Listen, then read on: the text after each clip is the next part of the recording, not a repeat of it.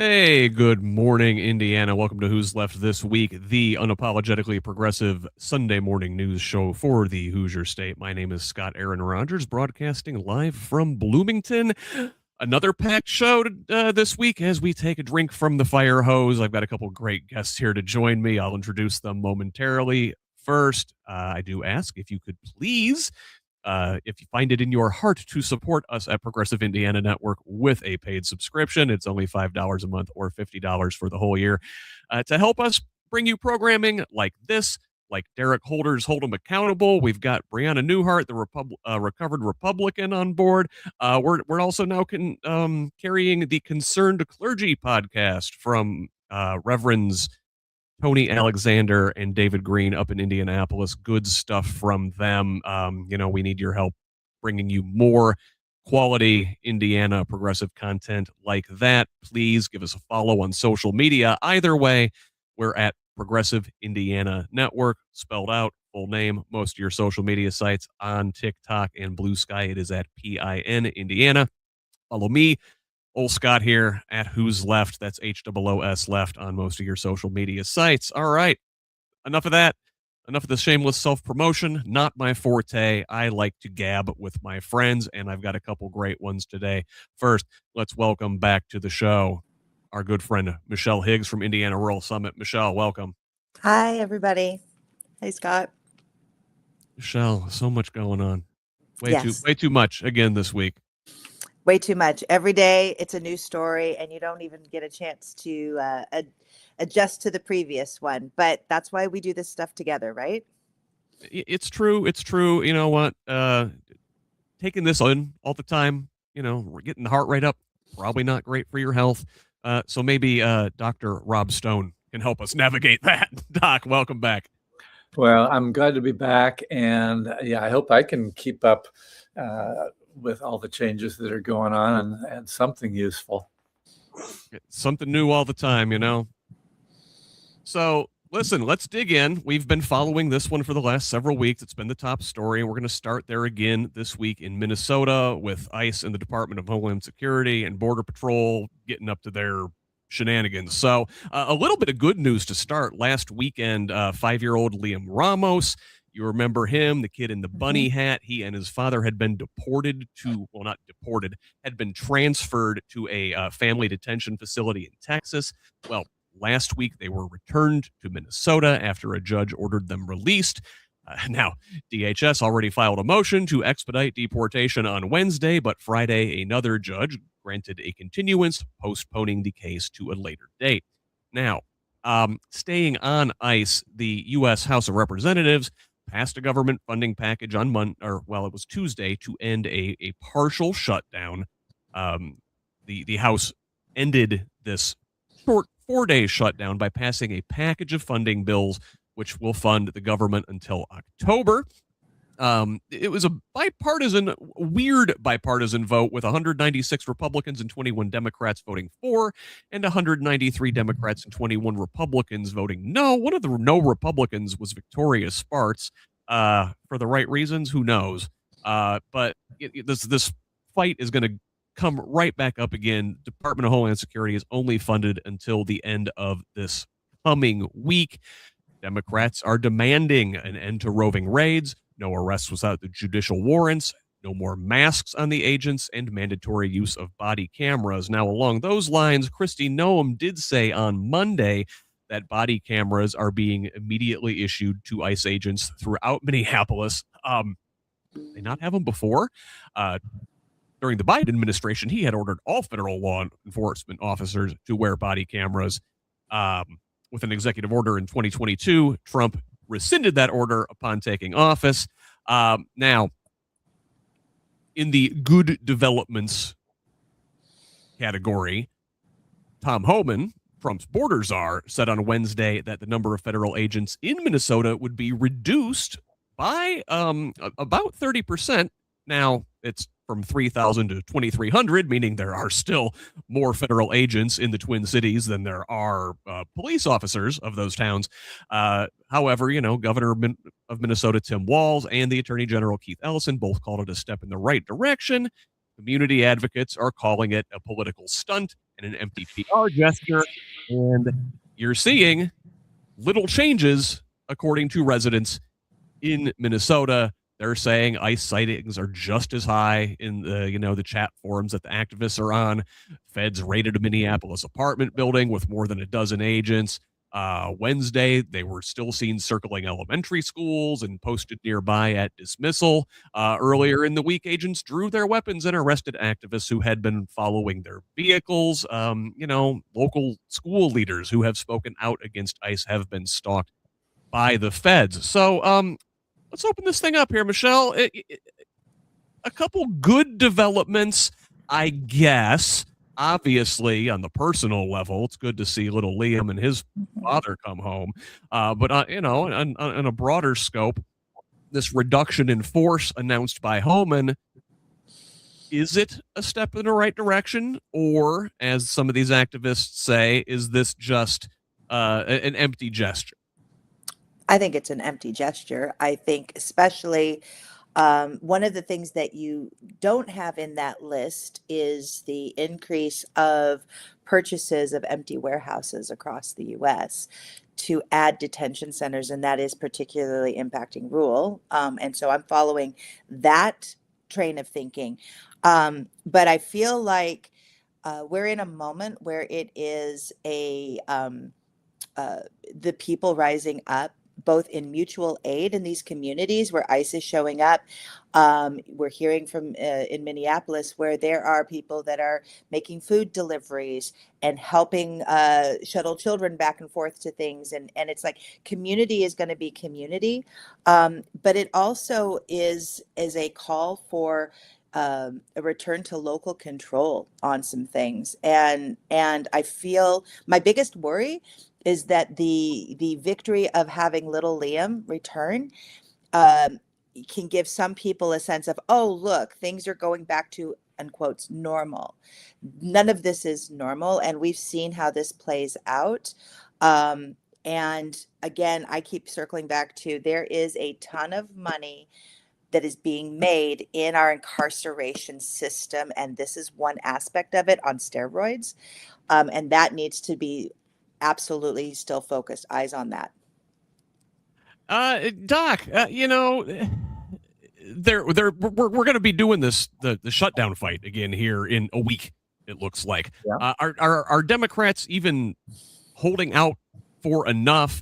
And did they give away their leverage by peeling this away from the larger government funding last week? I feel like I have a pretty good understanding of policy, particularly around healthcare. That's my strong suit. Politics continues to be a bewildering miasma of ambiguity. Now, maybe that phrasing itself is pretty overly wordy. I don't know. So I just can't judge where the Democrats need to have more backbone. It's easy to judge where I wish the Republicans would find a little backbone and speak up for their principles, because I grew up in a Republican family and I know what Republican principles are all about. But just to switch focus a little bit, we were traveling last week and we met a couple from Minneapolis, and the first thing was, how to, you never know when you're traveling. You look at people, you make some judgments about them. You never know exactly where to take a conversation. We said, oh, we're so sorry about what's going on in Minneapolis. And they immediately said, courage is contagious. And we're seeing this caring. We hope that our work on the streets in Minneapolis, that our communities in Minneapolis are really turning the tide nationally. And I hope they're right. But just that feeling of, yeah, we can do this. We can stand up. It's scary. It's dangerous. It's cold out there. But we've got to we got to come together and push back. And courage is contagious. 100%. And, I wish our legislators would catch some of that courage from their constituents, because like you said, it's frustrating. It is a circling miasma. The politics of it are gross, because it's like, what are we doing here? Like, people with a moral center are like, there is obviously a right thing to do here, and politicians, even some of the nominally good ones, the ones that are on quote unquote our side, are really squishy on this, and it's super disappointing. So let's move on. So we said there was little change, right, in the behavior of the agents even after this drawdown was announced. Well, listen, also in the nothing is new department, President Trump, it turns out, is a corrupt, racist narcissist. Now, we saw a story earlier this week from the Wall Street Journal where a Abu Dhabi royal purchased just less than half of the World Liberty Financial crypto firm owned by the Trump family 4 days before the president's second inauguration, funneling nearly $200 million to the Trump family. Sheikh Tahnoun bin Zayed Al Nahyan, the United Arab Emirates president's brother, had been pushing the U.S. for access to advanced AI chips during the Biden administration, but was largely stymied over his firm's connections to the Chinese tech giant Huawei. Now, Tahnoun met several times with Trump and Steve Witkoff, his envoy, and others in the first few months of the new administration. And guess what? In May, he was granted access to 500,000 advanced AI chips a year. Now, in another department, but also in something that reeks of corruption and narcissism, Trump announced plans to close the Kennedy Center for 2 years beginning in July. And he announced this last Sunday. And this follows a series of cancellations by a range of performers in response to Trump announcing plans to add his own name to the building. So other things Trump wants to name after himself include New York's famed Penn Station, the busiest rail depot in the country, as well as Dulles International Airport in Washington. So apparently, and this is from the New York Times, administration officials have told Senate Minority Leader Chuck Schumer they would release billions of dollars in infrastructure funding for New York if he agreed to help rename Penn Station and Dulles Airport after President Trump. The administration began withholding funds for the $16 billion Gateway project. It's a new twin-track rail tunnel under the Hudson River meant to replace the deteriorating 100-plus-year-old tunnels at the heart of the Northeast Corridor rail route, the country's busiest, back in October, citing DEI concerns. Because, of course, the project, which employs about 1,000 workers, was halted Friday after they ran out of money, and the state is suing the federal government this week over $205 million in payments. Washington was expected to foot about 3/4 of the bill for this project. And finally, in the Trump is a piece of garbage news section here, Trump will not apologize for sharing a since-deleted racist video depicting the Obamas as apes on Truth Social. Now, this was posted as part of another late-night posting spree on Thursday. On his Truth Social platform, the Obamas briefly appear near the end of a minute-long video with their faces superimposed on the bodies of apes. It remained online for about 12 hours, with officials from both sides of the aisle calling for its removal. Trump refused to apologize, threw a staffer under the bus, blaming them for the post, which was eventually deleted. Now, the majority of this video was about false claims about the 2020 election, which we will cover next. But Michelle, I don't know, where do you even want to begin there? I guess let's work backwards. Did you see the video? It's just gross stuff. I actually did not. I was hearing about it, and I personally chose not to go seek that out because the people who I love were deeply hurt by that, and so it was one of those things that I don't need to see trash to know it's trash. I think when we talk about a narcissist, one of the things that I keep going back to is they feed off of energy, negative or positive, it doesn't matter.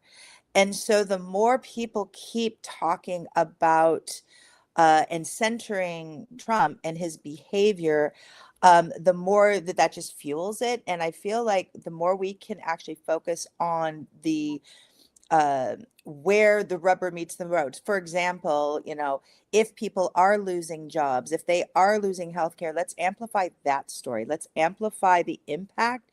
And then let's amplify where we actually have the power to do something different. So if there's states that are able to bypass some of the federal budget things, where are we seeing those inroads happening? Because that's where I feel like we get empowerment.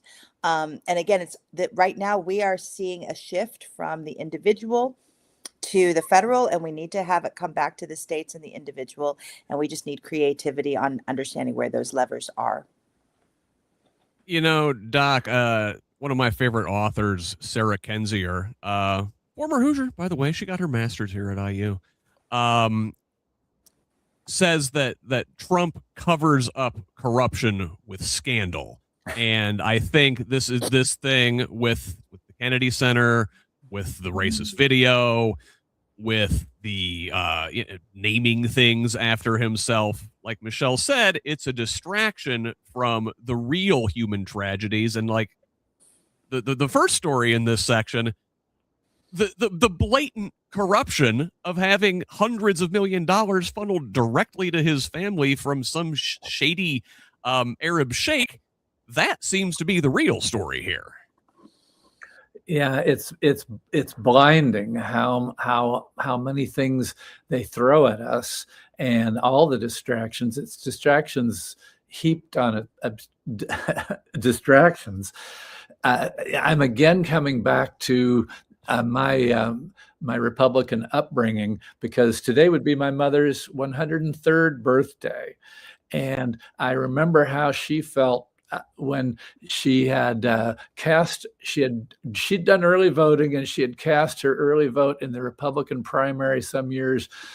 This was some years ago, when this guy Richard Murdoch was in the primary trying to run for Senate, and he ended up saying some terrible things about rape. And then there was my mom, who couldn't change her vote because she'd done early voting after he said this. But I keep hoping, and maybe this is giving too much hope to hope, but that each of these things is going to peel off a little bit more support.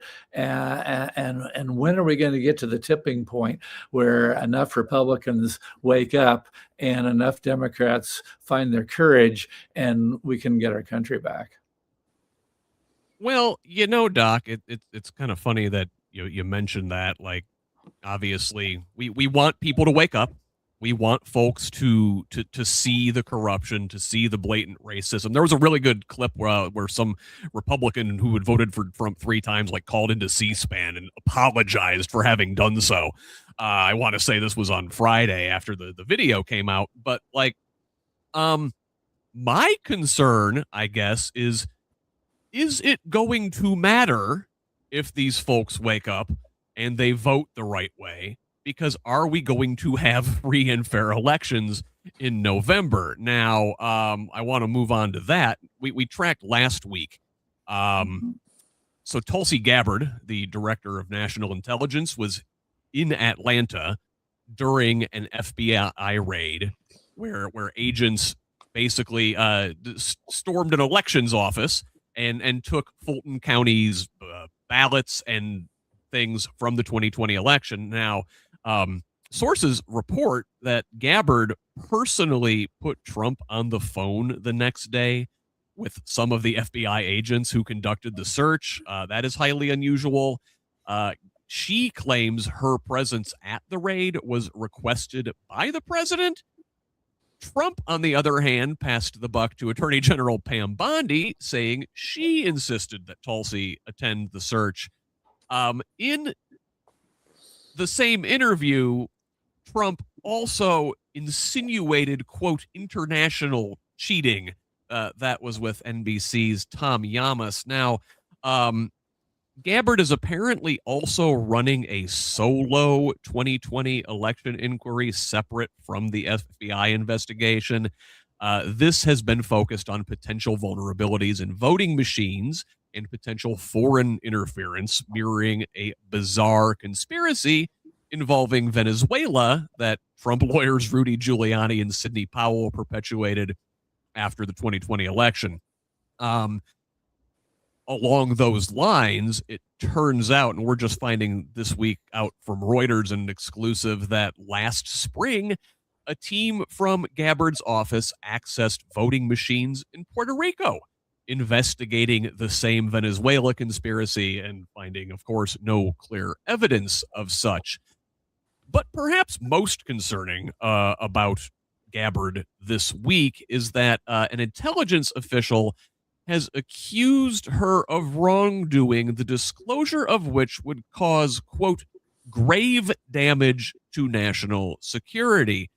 Now, the whistleblower filed a complaint last May with the Inspector General for the intelligence community, and though the IG is required to assess the credibility of the accusation and share their findings with lawmakers within 3 weeks, Gabbard is personally accused of stonewalling its transmission by failing to provide security guidance on how to do so safely.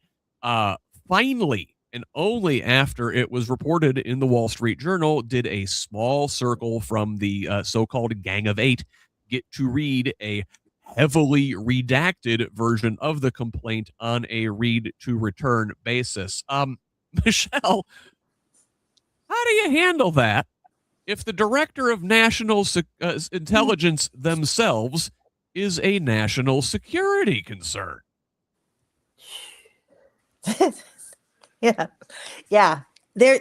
I feel, and you guys kind of brought this up before, there's so much noise, right? And it's just, let's throw everything at the wall. And so really this is all about seeding a mistrust of our election systems, and sowing a, I don't know, just a way of either people don't want to trust voting, they want to show up at the polls and they're going to be angry and assume the worst of whoever's working at the polls.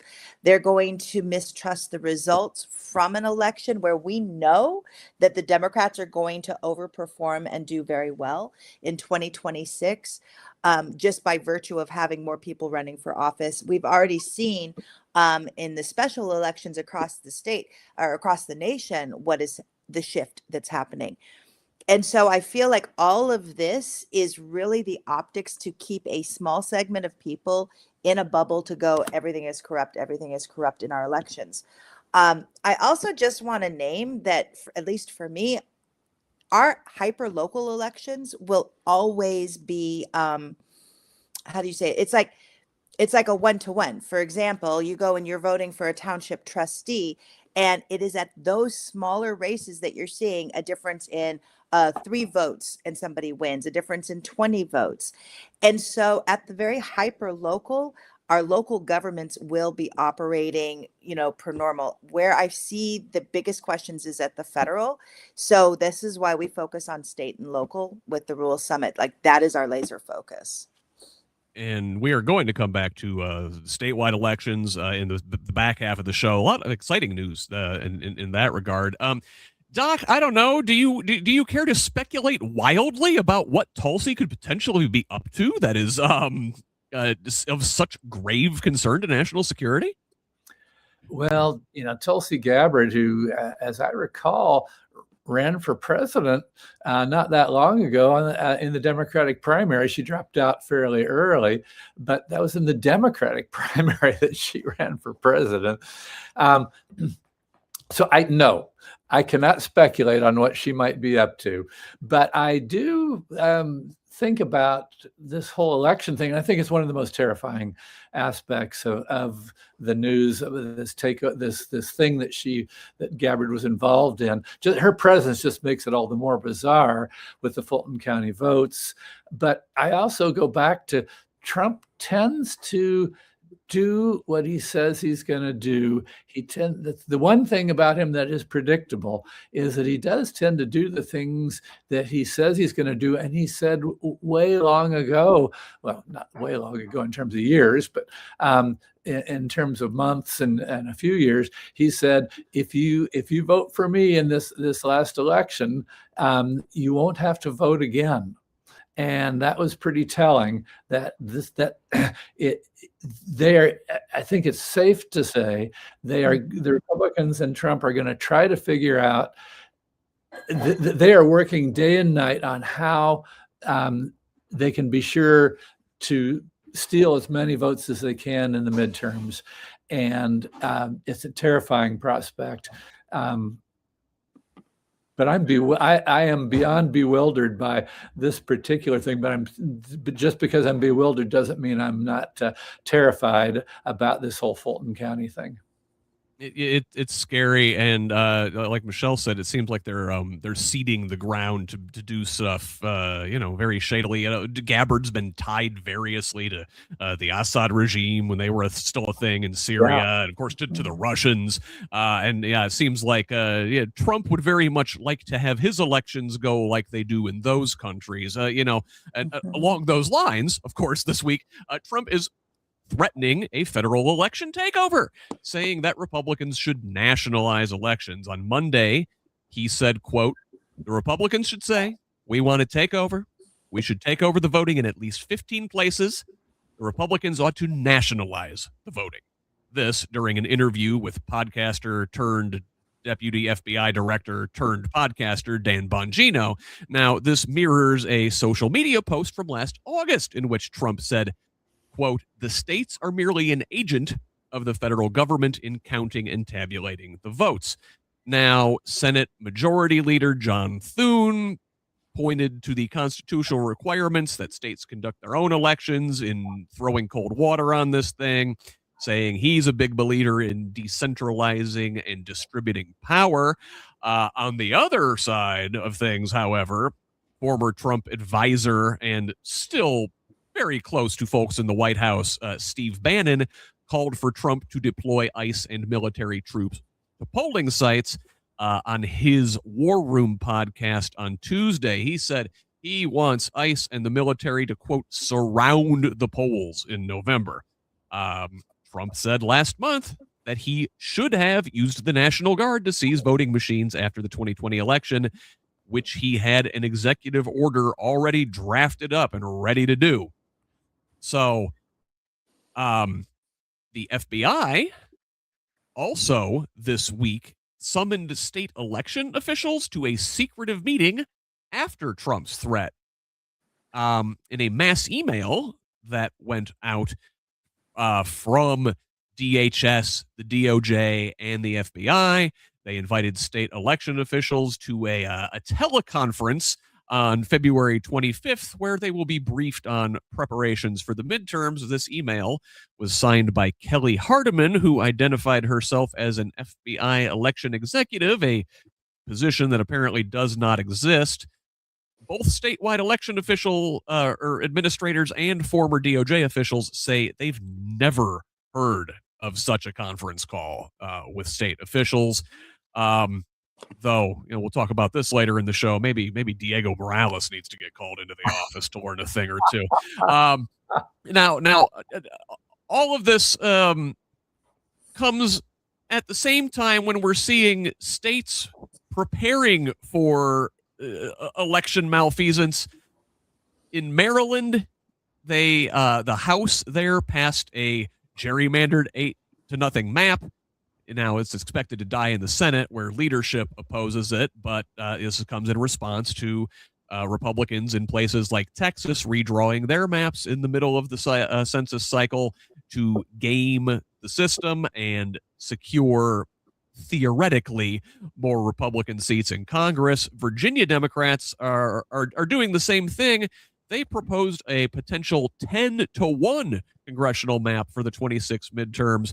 Now, voters there would need to approve a constitutional amendment in a special election. Currently, a bipartisan commission draws the state's maps. California went through the same thing last year. The legislature has passed a bill to put this question to voters, though Governor Abigail Spanberger has yet to sign it. The redistricting question there is also being argued in the courts. Now, Michelle, I hate to frame it this way, but with things like gerrymandering, at least, I think there should be some sort of federal minimum, at least, for the way our elections are conducted. Now, not the way Trump wants to do them, obviously. They want to take over elections. But I do think there needs to be some sort of federal guidance from a better, honest, not corrupt government in terms of what states are allowed to do along these lines. It's a race to the bottom, is it not? I think so. I think the whole thing with gerrymandering, when you end up, where it's a manipulation of the voters and it's a manipulation of to actually remove certain people's voices. And so we end up where, again, we're creating a country where the best ideas don't have a chance to come to the top because those in power will want to hold power. And I also just want to name that this really is a states' rights versus federal that's going on. And even in how it's going to get played out in Indiana, the assumption was Indiana would have redistricted, and the Hoosier State said no. And so it's kind of put us in the crosshairs. And so now there's a lot of legislators, Republican legislators, that are being primaried because they've got people who want to align more with Trump and the federal kind of takeover of states' rights. So this is going to be a battle that we'll see actually probably more on the Republican side. I kind of feel like I'm grab the popcorn, Yeah, it's certainly interesting. I mean, we and I don't know what the way to go is. I mean, obviously, listen, the Republicans in these states, Doc, are throwing a fit. They're saying this is undemocratic. They're saying this is a rigged map. Gee, how does it feel when the shoe's on the other foot? But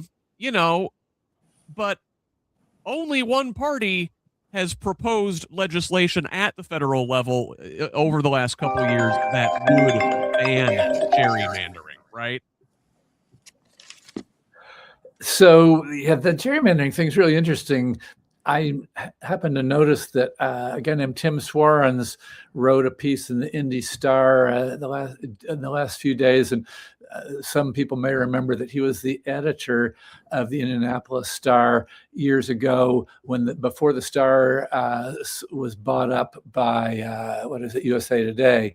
And Swarens was that was when it was Dan Quayle's family or Dan Quayle's wife's family owned the Indianapolis Star, and the Indianapolis Star was far more conservative than it is today. So I got to know Swarens slightly. I spent a little time with him one day, and he's a very conservative guy as leading the Indianapolis Star in a conservative way. So he writes an opinion piece that's published in the Star and also in other USA Today magazines, talking about Mike Pence and how Pence is such a principled character. So, I get slightly nauseous when we talk about that.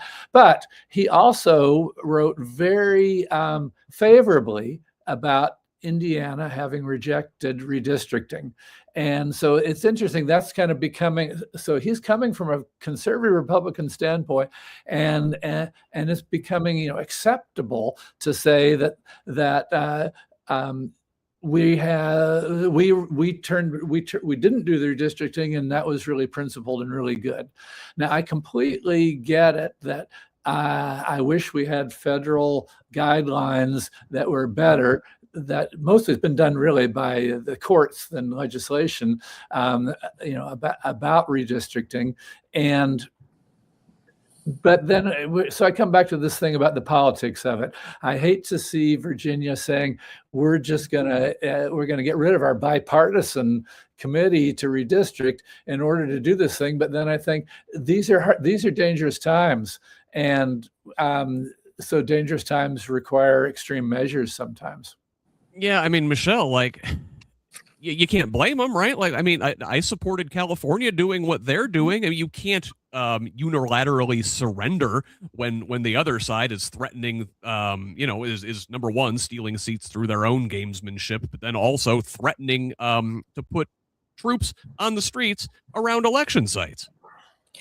I think that's absolutely true. And again, it comes back to, what are we asking people? Let me just rephrase. Indiana, because I want to say focus on Indiana. Indiana has like the lowest voter turnout.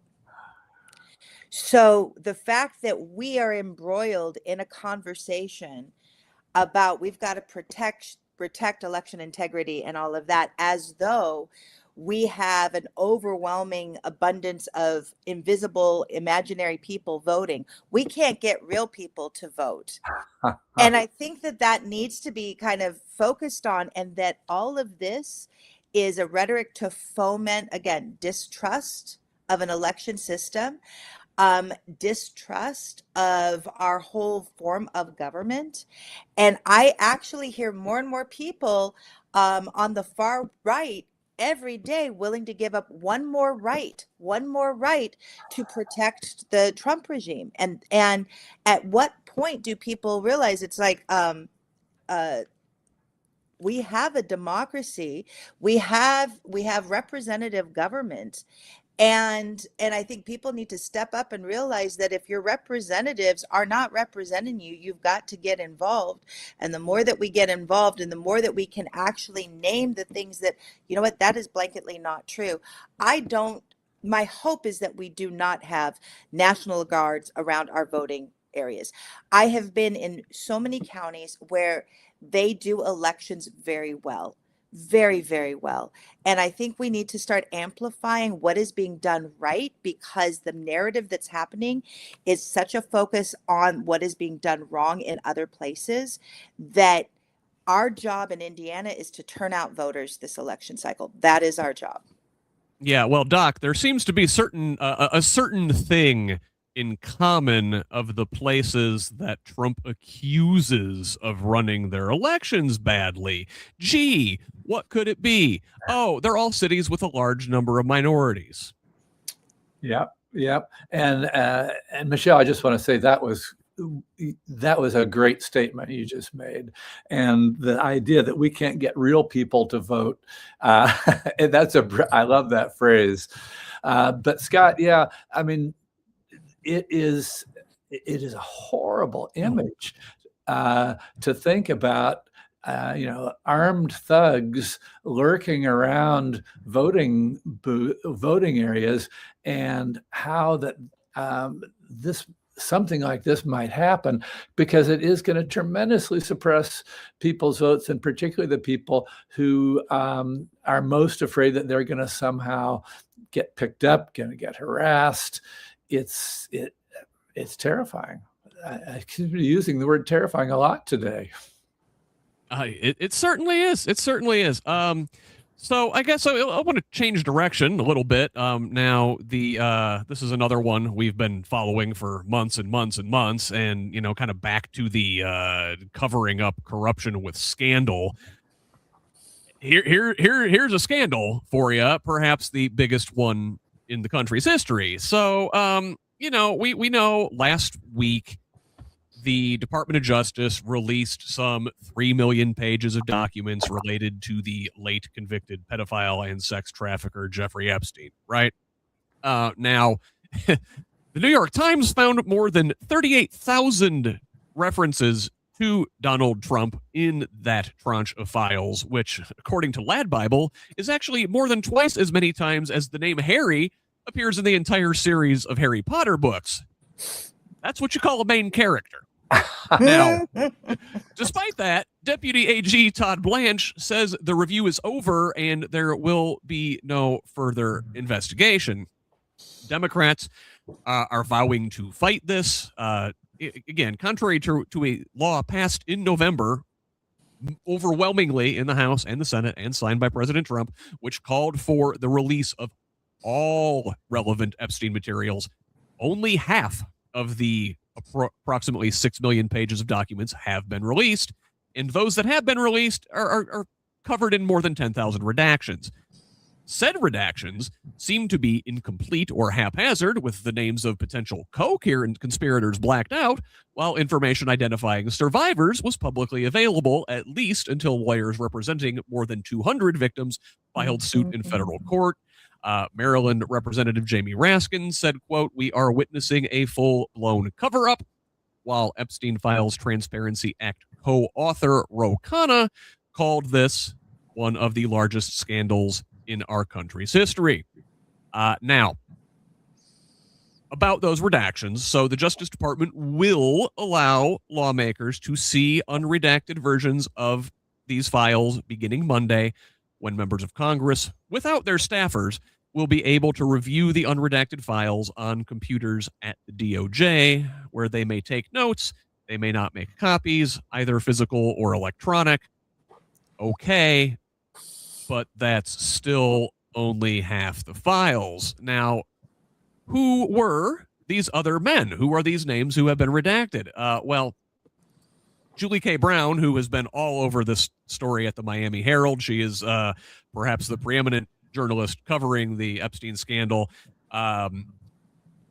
reports while there is no known client list kept by Epstein, the FBI last year did compile a summary of allegations against 11 men, including Trump, movie producer Harvey Weinstein, former Prince Andrew, attorney Alan Dershowitz, private equity investor Leon Black, Victoria's Secret founder Les Wexner, current Commerce Secretary Howard Lutnick, and former President Bill Clinton. Now, for the record, I got to state, many of the claims are not corroborated and were called into the FBI tip line or relayed secondhand. At least 2 of the men, though, were listed as having been referred to prosecutors, though they were never charged, and the very existence of this list contradicts sworn testimony FBI Director Kash Patel gave to Congress last year when he said Epstein only trafficked victims to himself. Now, one of those men we mentioned, former President Clinton, is making the case to testify publicly about this. House Oversight Committee Chairman James Comer of Kentucky subpoenaed both Bill and Hillary Clinton to testify before his committee, to which they have agreed after being threatened with contempt for previously failing to appear. Now, Bill Clinton followed his wife in calling for these hearings to be held publicly. They're scheduled to be held behind closed doors, though Comer says that video and transcripts will be made available. Michelle, you think those transcripts and video are going to be made available in there entirely or selectively edited to make the Clintons look bad? Again, not a fan of Bill Clinton myself, and if he is implicated in any sex trafficking or crimes against these women, he should rot. What say you? I want justice done. I feel like we don't need 38 more thousand files to be released. We have testimony. At what point, I guess for me, I look at it as like, do we need more than 1 victim, 10 victims, 200 victims? At what point does that tipping point happen for people? And it really does enrage me many ways, because I feel like the Epstein files have now pivoted into almost a voyeuristic pursuit for many people. At the end of the day, if Bill Clinton is named, we have that investigation. Will it go through? Everybody says, well, yeah, he should be tried if he's in there. Will it? Will that happen? Will there be justice if it's somebody that's on our side? Or will that be the token piece of justice, but everything else gets hidden? I think at the end of the day, we have to stay laser focused on justice. And I do think it's brilliant when people name, like, okay, in Harry Potter, that name is mentioned so many times. You don't get mentioned as many times and have it be a nothing burger. But we have got to stay, the central character in this are the victims that also continue to happen, because this is a circle that is still present. And I think people seem to think that, Jeffrey Epstein's gone, it's not there. Oh, no. It is still very much there. I mean, well, and we'll talk about this here in a little bit, but the connections to foreign intelligence are right there. I mean, this is a long-standing ring of human trafficking.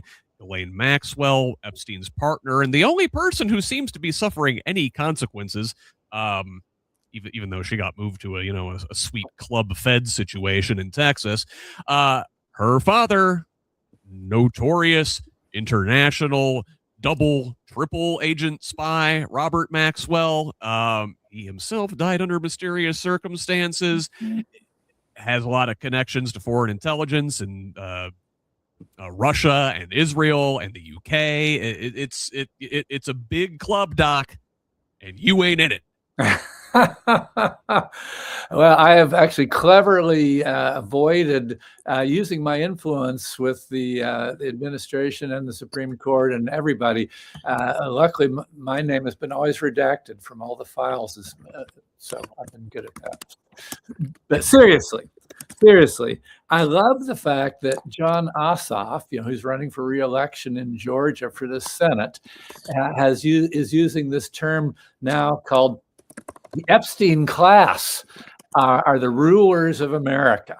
The Epstein class, the billionaire sex traffickers. The whole Epstein thing is so interesting because Trump's first response to it has always been delay, do everything you can to delay, but then, of course, that just builds the idea that he's got a lot to hide, and so this is the nightmare that he can't escape from. Is this going to be the crazy thing that brings him down? And the other piece of this that I read about last week is, now that people are talking about the Comer precedent, so that this Republican Comer is insisting on calling in the former president of the United States that, okay, well, there's going to be a new Congress coming up here next January. And if the Democrats do pull off what I believe they can and take over Congress, then they can subpoena everybody to come in and testify based on this Comer precedent that may be being set.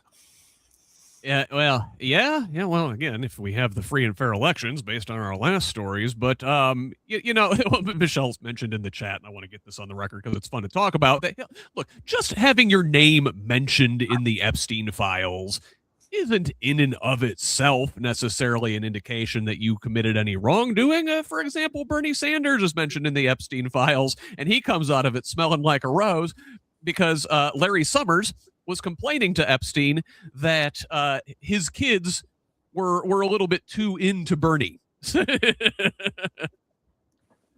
But you mentioned, Doc, the Epstein class, which I think is good framing by Ossoff, because you see certain names come up again and again, and it's people of a certain status. And let's talk about, it's the oligarchs, right? It's folks like, Epstein, billionaire, right? Larry Summers. I don't know if he was personally a billionaire, but this is a guy who's like, managed the economy, right? The dean at Harvard, very prominent person. And of course, the folks who are featured in this most prominently are other billionaires like Epstein, including Bill Gates, including Elon Musk. A couple of emails, apparently, that Epstein sent to himself contain allegations that Microsoft founder Bill Gates, once the richest man in the world, contracted an STD from, quote, Russian girls and sought to slip his then wife Melinda antibiotics surreptitiously. Now, Elon had previously denied spending significant time with Epstein, though the files show a thirsty Musk planning to visit Epstein's island in 2012 and asking when the wildest parties would be held. We mentioned wow, I almost said Nutlick. That's real slip of the tongue. Howard Lutnick was mentioned previously. And he's on record of denying any contact with Epstein after like 2005. Said the guy was a creep. Said I'm never going to associate it with him again. Well, there he is in the files, planning to visit Epstein at his island around the same time frame as Musk is doing. And the connections do not stop with American, or, well, in the case of Musk, South African billionaires and oligarchs. According to the Kyiv Independent, Polish Prime Minister Donald Tusk suggests Epstein may have been working with Russian intelligence and oligarchs. This last batch of files shows Epstein cultivating relationships with Russian officials, seeking a personal meeting with Vladimir Putin, being suspected of acting as a wealth manager for the Russian autocrat, as well as former Zimbabwean dictator Robert Mugabe. Epstein pitched the Russians on a way to leapfrog the West by reinventing the global finance system based on cryptocurrency. Kind of looks like what we're doing now with Trump and the Sheikh and the Liberty Financial. The files also show Epstein with an unusual number of highly placed Russians in his inner circle and dealings with aluminum oligarch Oleg Deripaska via former UK ambassador to the US, Peter Mandelson. Now, speaking of Mandelson, it's funny that, you know, while the American folks that are named in this are generally getting off scot-free, figures in Europe are at least starting to pay some consequences. A while back, we mentioned Andrew Mountbatten Windsor, the disgraced former prince, having been stripped of his title. Mandelson was fired from his post as ambassador and could go to prison. Prime Minister Keir Starmer's leadership is in question over having appointed Mandelson. You've got Swedish and Slovakian officials that have been forced to resign. A slew of Norwegians, including former Prime Minister Thorbjorn Jagland, have come under scrutiny. Now, not necessarily Epstein related, but oligarch billionaire related and consequences in Europe. French police this week raided the offices of the former Twitter, aka X, raiding the offices of Elon Musk's platform on Tuesday and summoning Elon for questioning as part of a cybercrime investigation. XAI and its Grok chatbot have come under fire for producing sexually explicit deepfakes, including of minors. X has also come up against French anti-Semitism laws for spreading disinformation about the Holocaust. And on another billionaire note, Jeff Bezos is killing the Washington Post. On Wednesday, employees were told on a Zoom call that the paper's staff would be cut by a third, with the sports desk, climate desk, and book section shuttered entirely, while the DC Metro and international desks would be reduced significantly. At least one reporter was laid off in the middle of a war zone. Now, Bezos bought the Post for $250 million in 2013, generally kept a hands-off approach for a while there, and was regarded as having saved the paper, which is losing money hand over fist. But if making money was the concern, why did Bezos pay $75 million to acquire and market this terrible Melania documentary, which was directed by another Epstein Files cast member, Brett Ratner? Bezos reportedly personally spiked the paper's planned endorsement of Kamala Harris in 2024, leading to 300,000 subscription cancellations. Last February, the Amazon CEO also announced a new rightward direction for the opinion section, resulting in another 75,000 cancellations. Gee, Michelle, on this matter of the Post, like, the Eric Andre meme, where he shoots the guy and then says, why would they do this? Well, it's Jeff Bezos killing the Washington Post, bleeding subscribers, losing money, and then wondering why he's losing money. Oh, man, I know I need to fire a bunch of people. Private equity be private equity? I mean, like, we see it on Main Street all the time. Private equity takes over a successful business and ends up selling it for scraps, makes money on both ends of the transaction in one way or another, gains more power. So I'm not surprised. I don't think there was ever any intent to make the Washington Post be a the pillar of journalistic integrity under his watch. I think it's another way of controlling the narrative.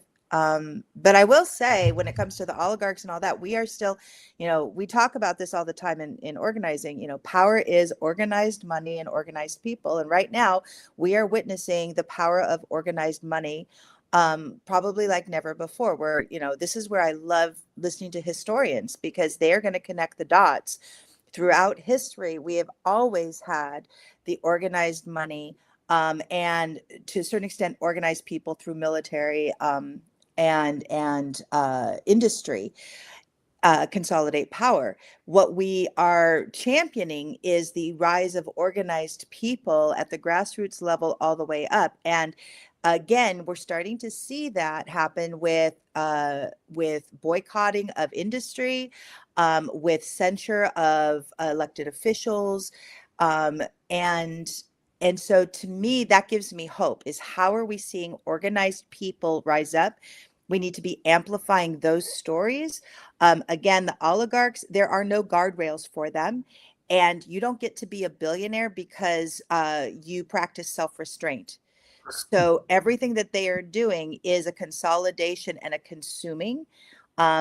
We should not be surprised, but we do need to get engaged at whatever level we can to be the organized people.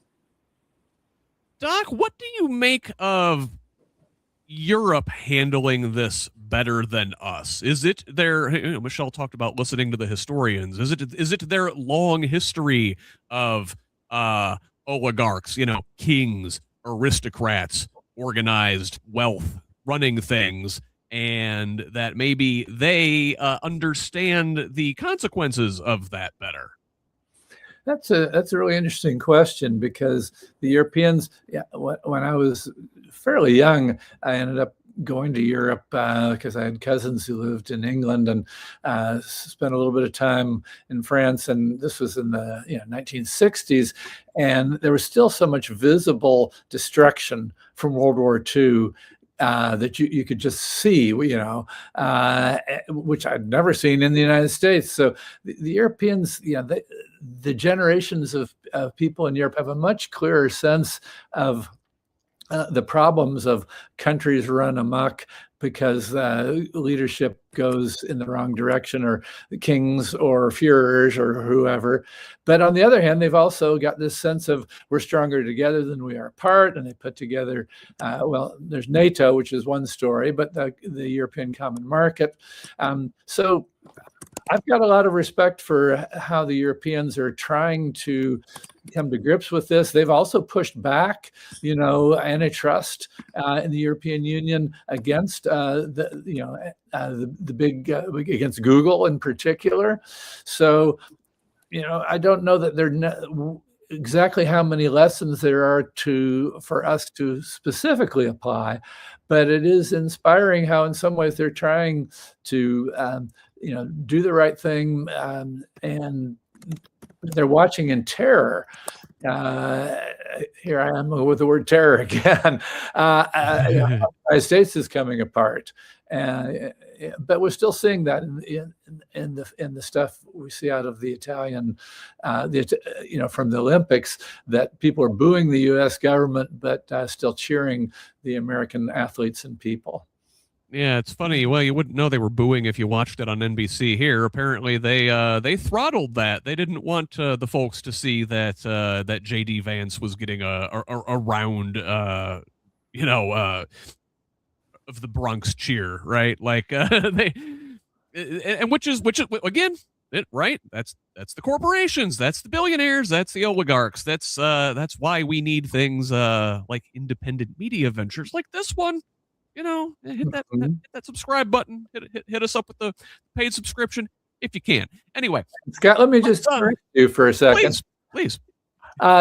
You work really hard. You really work hard. You have put together. So you're doing these. You're leading us, and you're asking our responses to these. You gathered all this data and analyzed it and boiled it down, and I'm impressed with your work, and I want to just say that out loud. Oh, you're gonna make me blush, Doc.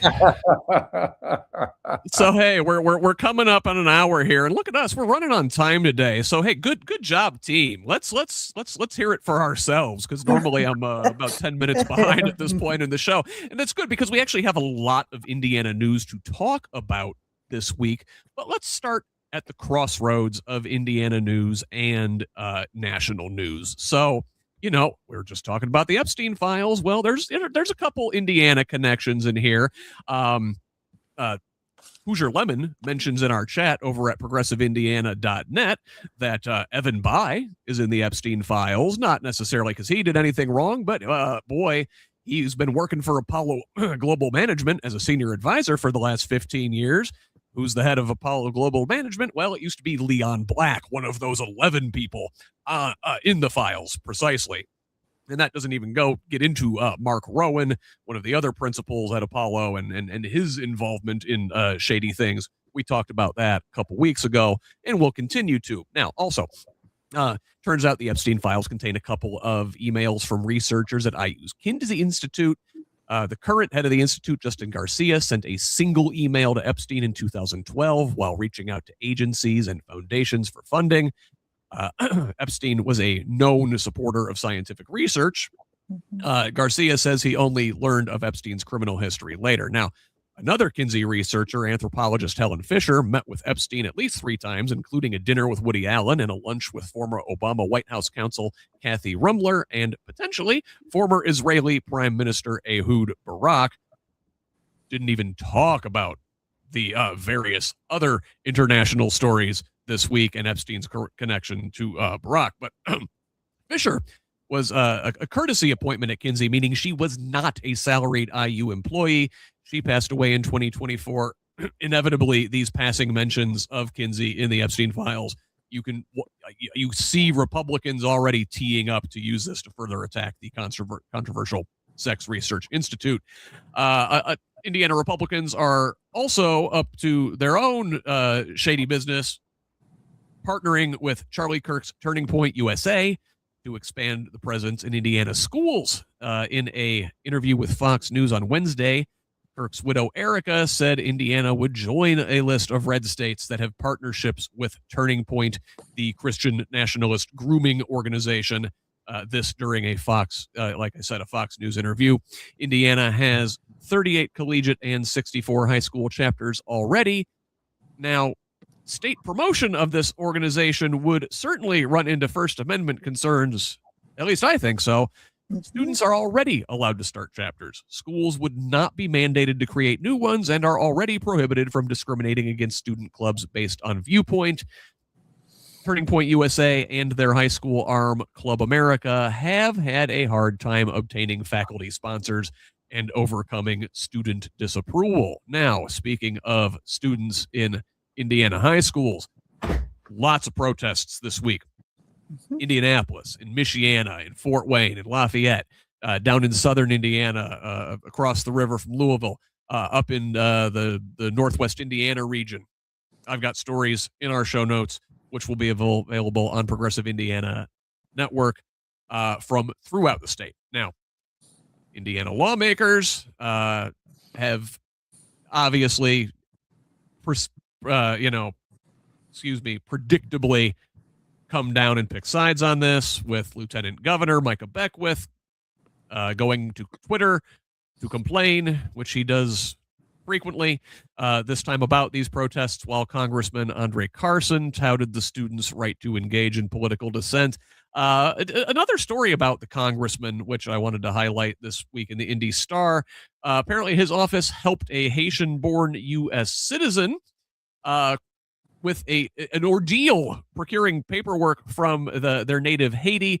Rude Moret, a Haitian-born U.S. citizen, took his 3-year-old son back to Port-au-Prince in December to procure paperwork from the U.S. Embassy. Quite an ordeal. Read the Indy Star article if you can. There's a lot there, but the pair was stuck in the Capitol for nearly 2 weeks as violence in the city blocked their route, closed the embassy, and kept pushing their appointment back.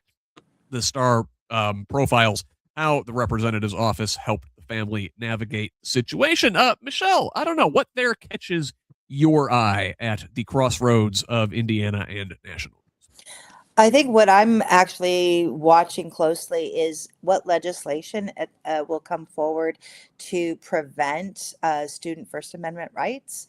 I think that there is a weaponization from our Attorney General targeting schools that have had the student protests, and at the same time, they'll quite happily celebrate Turning Point doing a counter protest. And so there is just a complete double standard. And it occurs to me too, this mindset of, oh, well, if you just protested the right way, whatever that right way is, right? At the end of the day, we are seeing a rise in Christian nationalism. I have long said that in Indiana, Christian nationalism will be the bigger threat than probably anything else, mostly because, again, naming in our rural spaces, we've lost a lot of third spaces for meetings. And so it really is our churches that are organically organizing people. And if those churches are led by pastors who are part of the Turning Point Network, they are all receiving the same talking points. And I cannot stress enough that if you are hearing those same three messages everywhere you go, it will influence what you believe. And they're very effective at messaging. I also just want to say one thing that is lacking across the board in our schools is we have not really taught healthy debate. And I want to say Turning Point has done that very well. And what they are doing in their clubs is teaching people, obviously with their values, teaching them how to debate those values. And so what is happening is you will have a subset of people who present themselves very well, and then another group that is being emotionally engaged in something. And so the optics, and I cannot stress this enough, protest is an optics. It is an optics. So if one side looks disciplined and has a same message, and the other side is coming out with 5 different signs and an emotive, the media is going to have a feeding frenzy on that. And so we really do need groups that can come in and just continue to help stress discipline protests in the messaging. Doc, you, if I remember last time you were here, you brought up your, your student days, which were, kind of around the same time as the Vietnam War. Do you get the same sort of vibes from what's going on now? I mean, that was like, I think the high point of student protest in this country. Are we beginning to see that sort of critical mass build? Are we there yet? What do you think? I think it's really interesting because many of us who've been going to No Kings and 50501 rallies and stuff have bemoaned that too many people there have gray hair like me, and that it's the oldsters who are the ones getting out. And now we're seeing that shift age-wise, and I think it's really good. But Michelle gives some makes some important points too, that there needs to be some care to have unified messaging and not appear too crazy. So it's a complicated business, this managing the optics, but the basic optics of students speaking up is really good. I want to just also touch back on the Kinsey Institute, because I'm worried about what's going to happen on the college campus too. I've heard a lot of college students talk about that they're afraid to speak up on the IU campus because of the sense that they're going to be retaliated against. And I remember how important the leadership at the top was back in the 60s with Herman B. Wells in terms of civil rights and in terms of supporting students' right to protest, even if he didn't necessarily agree with some of the things the students were protesting in terms of the Vietnam War. And I'm worried about our leadership of our Bloomington campus and IU. And I just hope that all students are going to feel safe to speak up and to make some noise, make some good trouble. Yeah, no, I mean, you're right. I mean, I know students at IU who are afraid to speak out on certain things for fear of, running up against the Witten regime, as it were. And, you wonder how much they support institutes like Kinsey, who, for all their controversy, have done very important, groundbreaking work right here at IU. According to Micah Beckwith, Kinsey is actually, and I shit you not, a demonic portal to hell. Yeah. So let's move on and talk about another demonic portal to hell, Secretary of State Diego Morales' office. So this week was the filing deadline. That was Friday at noon for folks to claim their intent to run for office here in the state of Indiana. Now, that was thrown into chaos because a very minor but important technical mistake was made by Morales. Abdul Hakim Shabazz had this at Indy Politics. So more than 300 candidates who filed to run directly with his office had to scramble to rectify a technical defect with their paperwork. There were questions as to whether employees in the secretary's office were properly authorized to administer the oath. Now, one person who will not be running this year is Jennifer Ruth Green, who challenged incumbent Congressman Frank Mervan up in the 1st District a couple years ago.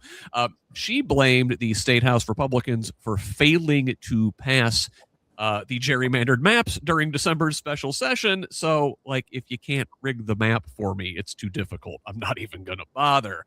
And another person who you will not be seeing on the ballot this year is Republican State Rep Ed Clare from New Albany. We talked about this last week when he announced he is not seeking re-election and will instead run for mayor of New Albany next year as an independent, citing the party's far-right turn under Trump. Well, for that, his House Republican colleagues responded by kicking him out of their caucus on Monday. Let's pause here. And Michelle, you are intimately familiar with the consequences of Diego's mistake. Do you want to fill us in with what happened? Sure. So January 7th, we brought in about 24 candidates that were with the Rural Summit to file. And we intentionally did a press conference outside the Secretary of State office. And our plan was to have a photo op there. We had a few of our candidates actually file their paperwork with the Secretary of State. Normally, Democrats go over to the Elections Division, and that's where they file. However, found out last week, along with everybody else, that there was in question a possibility that when they had to sign their documents and that gets notarized, the person who witnesses it may not have been a notary.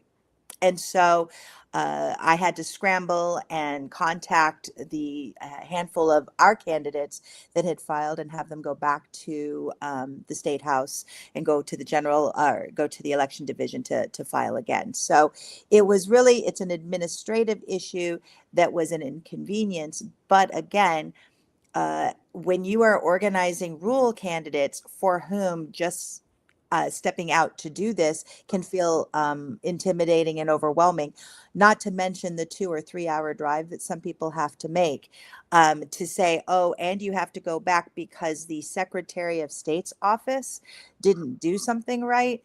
is beyond frustrating. And I also want to name that I think for too long, because there has not been really, how do I say this? We have cracks in the structure that we have learned to bypass, meaning Democrats go to the election division. We don't even deal with the Secretary of State office for filing. That works, but it also does not actually address a systemic issue that might be there, which is that the Secretary of State's office for far too long cannot be trusted to do the very job that they are elected to do. And so, if anything, the Rural Summit stress test something. And we kind of laugh about it because I feel like maybe this would have been internally held by the Republicans. They would have quietly fixed whatever the issue was.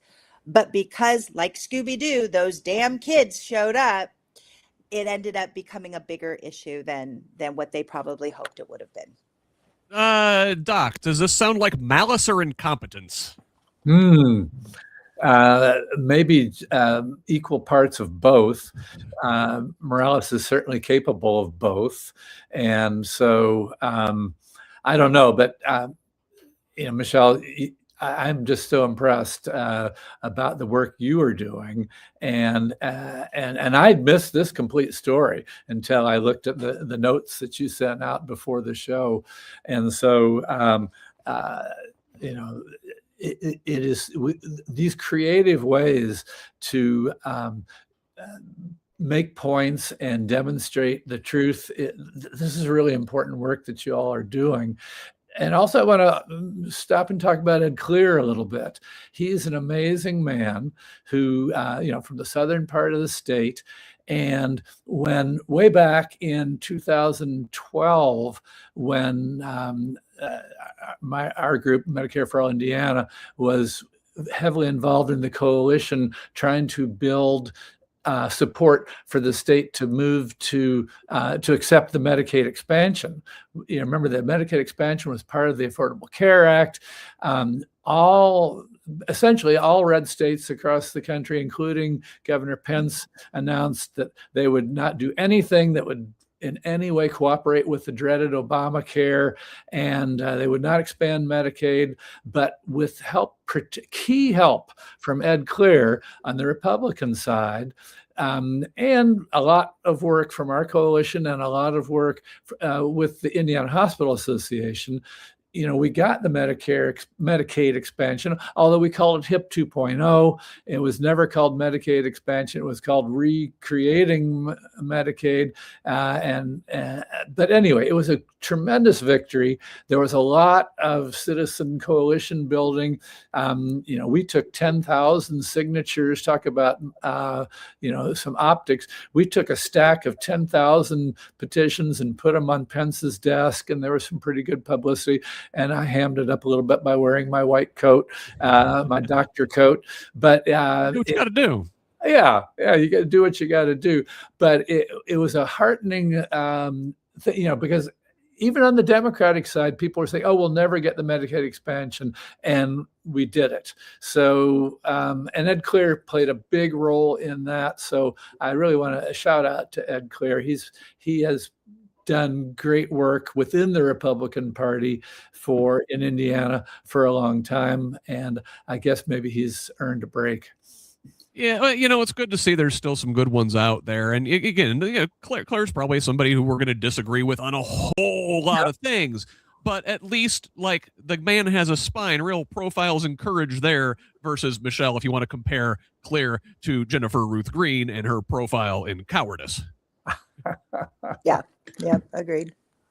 So listen, let's look at the other side of the aisle, and a lot of excitement, I think, in Indiana on the Democratic side this year, which is a bit unusual in a way. So we mentioned Carson a little bit ago. Well, he picked up a prominent primary challenger in the form of two-time statewide candidate Destiny Wells, who filed just before the deadline to run for his 7th congressional district seat.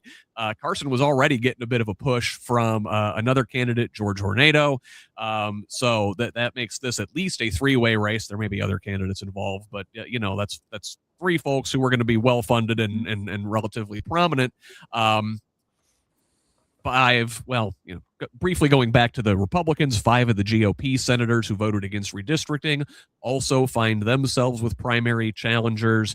Now, back to Wells, she posted on Facebook Thursday that Indiana Democrats will be fielding a candidate in all 25 state Senate seats up for re-election this year for the first time since 1974.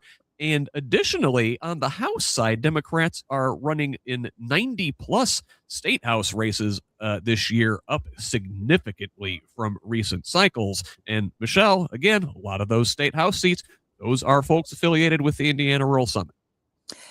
We are super, super excited and proud to have.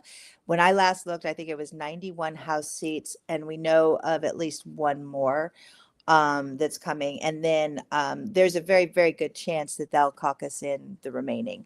And so our goal with the Rural Summit was we wanted to have every House race contested. This year we brought in the Senate knowing that they were going to try to contest all 25 seats. So we're very excited that that has happened. And again, just to reiterate, we have in many, many of our counties, nobody running on the Democratic platform down ballot. And so when you are wanting people to turn out for a general election, if there's nobody that they can really vote for, it again depresses turnout. And so part of our mission is to give every rural and small town Hoosier a voice, a choice, and a vote. And I feel like we are very much moving forward in that and supporting candidates in whichever way that we can, particularly the ones that are in these rural districts. We look at it as we've got our candidates that are on the offense team. These are the swing districts, the flippable seats. That will be the state party really supporting them. But we have our defense team. And again, I want to just name many of their opponents are the ones that submit harmful bills. And because there's nobody that has run to oppose them, we cannot get messaging out to say, hey, this is a bad thing.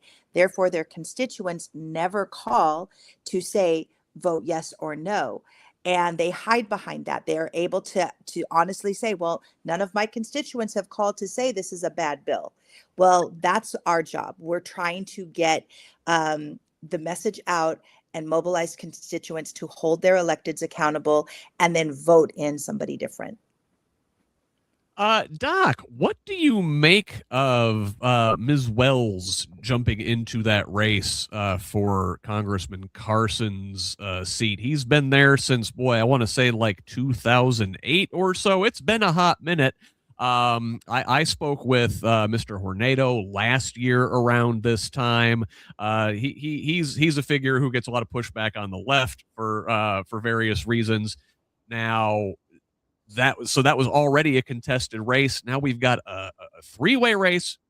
I think there's going to be a lot of money thrown around in this thing. What do you make of that one in particular? I actually had only heard about her entering that race just today, and I'm a little confused and bamboozled, and I don't want to speak against Destiny Wells shaking things up. I met her several times, and she's a woman who's not afraid to shake things up. But on the other hand, Andre has been a stalwart. I see everything, not everything, but I tend to see everything in view of healthcare.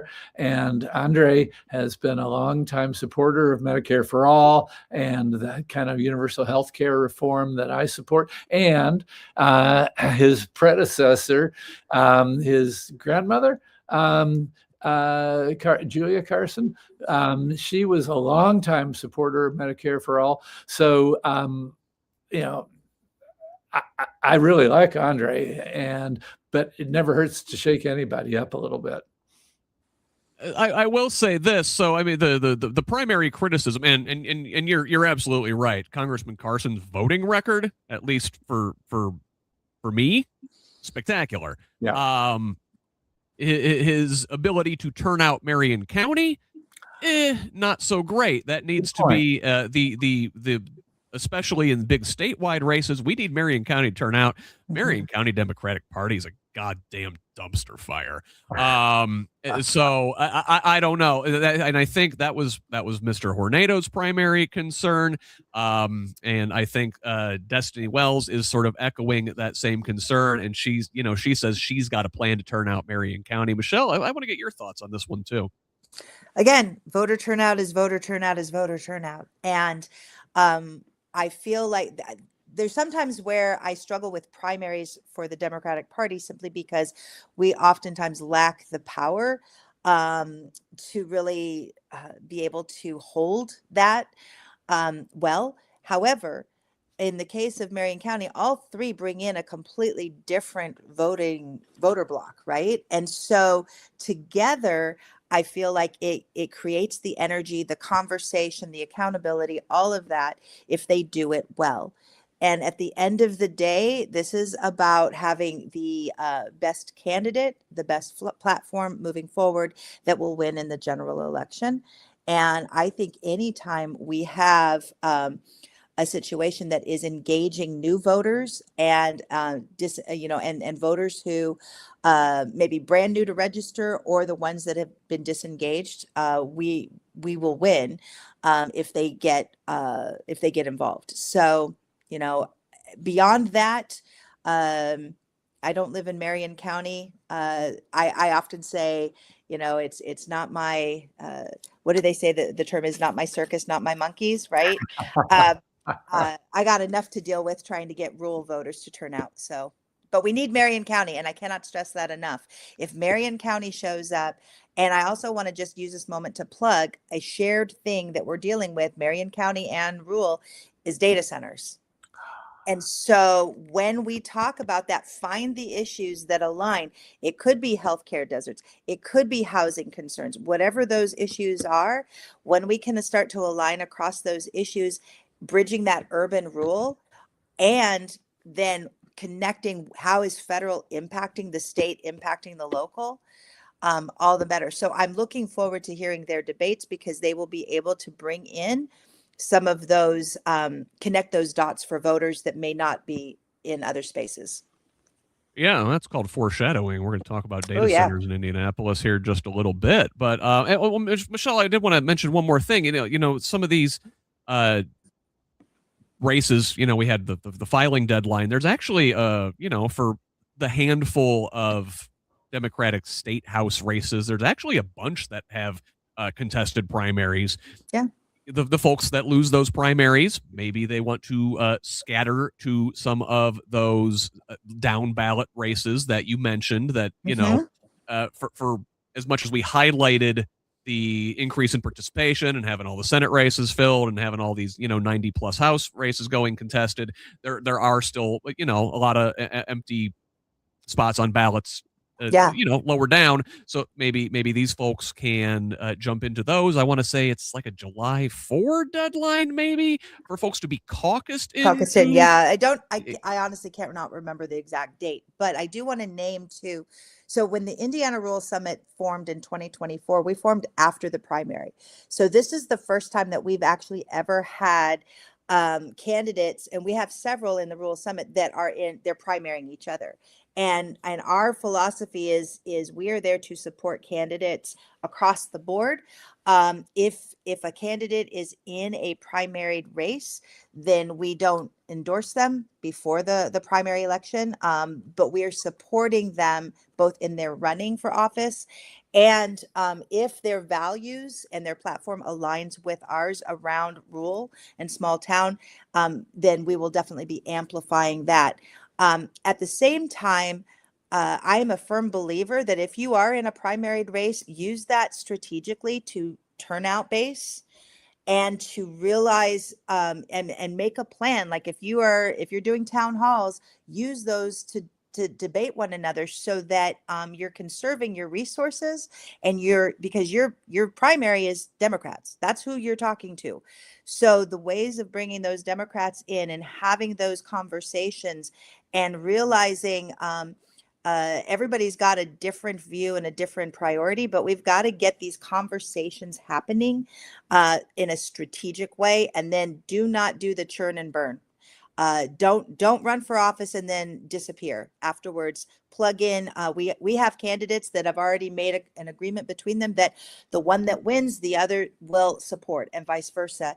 To me, that's how you do this.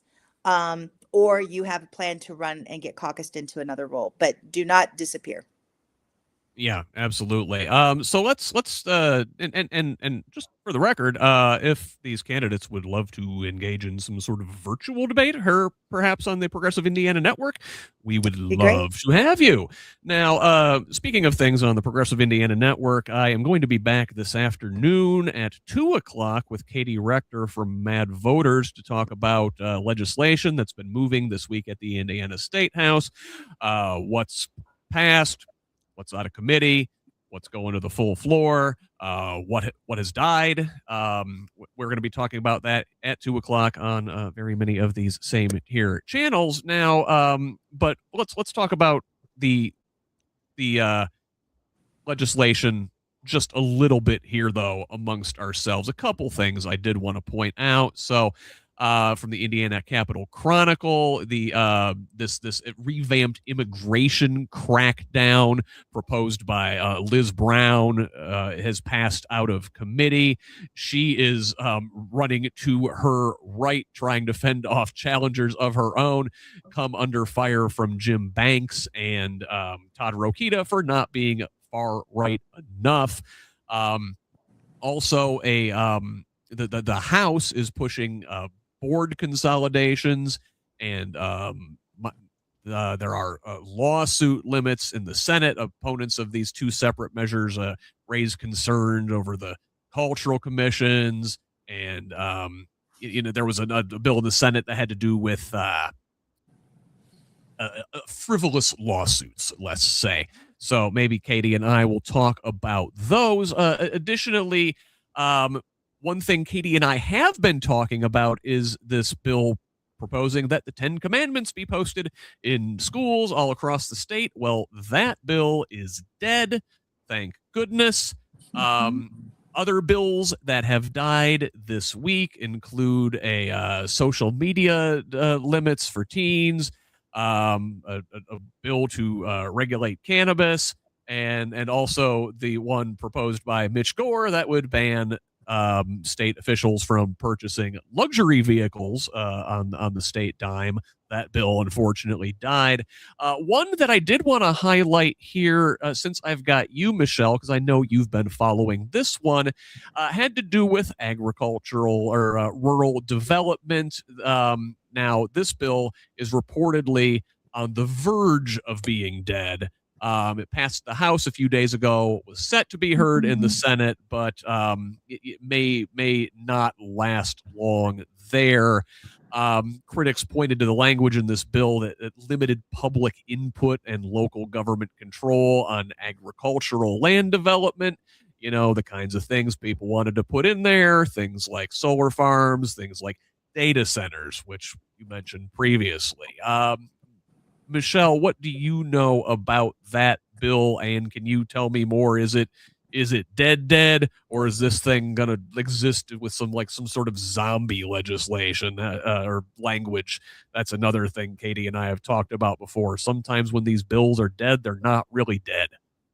So what I understand, and Katie will know far more than I do because she's in the weeds with it, but House Bill 1333 was dealing with basically in reclassifying certain agricultural land and having it be available for developers. You're right to say it was removing local control, because that was the issue. It's that a developer could come in, it's already been deemed, this type of agricultural thing, they can turn around and buy it, and there could not be any zoning to change how it's used. The flex that they were using was it was going to offer, I believe it was 1% tax back into the local community. So again, the Republicans are really good about, oh, look at, we're gonna give you a crumb of something, but it's always at the expense of local control. And we cannot stress that enough, that you start to look at these pieces of legislation, and we look at it as if you were to have a report card with every one of these bills and start to just go, does it give life, liberty, or pursuit of happiness? And then just start putting your check marks next to them. And you're going to find that the largest number of bills that would have benefited life, liberty, and pursuit of happiness never made it out of committee. Many of them never even got a hearing in committee. And I'm talking to you, Eric Cook, and the Utilities Committee. But the other ones that are bad seem to sail through. And this was one of those that was starting to sail through. And then there were meetings that were happening with senators and calls being made.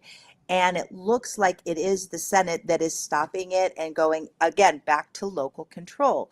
I cannot stress enough that if we can start to amplify that, we've got legislators, they live locally. Everybody has a house somewhere. And at the end of the day, that zoning ordinance does make a difference to people. I also want to flag, and this is a dot that I have not fully connected, but it is alarming. I was reading the thing again about these detention centers, right? And where they're going to put these warehouses. And interestingly enough, the language was the same around this 1% tax. That's what flagged it for me. So if they had passed this bill and you could put anything anywhere without any ordinance, like it almost feels like, were they trying to test this bill?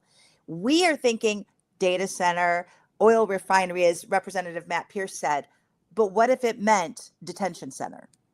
Like, I think we need to be really thinking and be very acutely aware that there is an industry that is making a ton of money at our expense. And this is where having these conversations, getting involved with Mad Voters, getting involved with Citizens Action Coalition to understand, like, the villain in a lot of these are, I'm sorry to say, it's the private equity owned utility companies. They're the ones that say, hey, we recommend this land because that's where they actually have wires and infrastructure. They make money off of the infrastructure. They make money every step of the way. And it all starts with local control being removed. Oh, the private equity ghouls from the first half of the show, from the Epstein files. It's the Epstein class. They're not just screwing minors, they're screwing all of us. Yep. Doc, though, so listen, I mean, like, some good news out of the State House this week. Like, you know, there's some bad stuff moving along. It's not final yet. There's still opportunities to you know, contact our legislators. Katie and I will talk about that here a little later this afternoon. But, like, I guess good news that some bad bills are dying. Yeah. Yeah, although, you know, it's frankly a little sad to think that you know, the Ten Commandments is posting it, but that's, you know, that's an old horse that's been beaten so many times, and so, yeah, of course, the Ten Commandments should not be posted in every school. It's ridiculous and anti-constitutional. You know, there's still a lot of bad stuff going on, and you know, I think we'll talk a little bit about healthcare coming up here. But the cuts to Medicaid are awful, and the legislature is continuing to you know, not take really taking care of Hoosiers. You know, the life, liberty, pursuit of happiness, and health is a part of that. So I'm still really worried that we're going to end up net worse off health-wise in terms of this legislative session. And Scott, seems like they always do. Go ahead, Michelle. Yes. The one thought that I had with the Ten Commandments thing is, I was waiting, where was the golden rule law, right? And I don't joke about that, because every religion has some variation of it.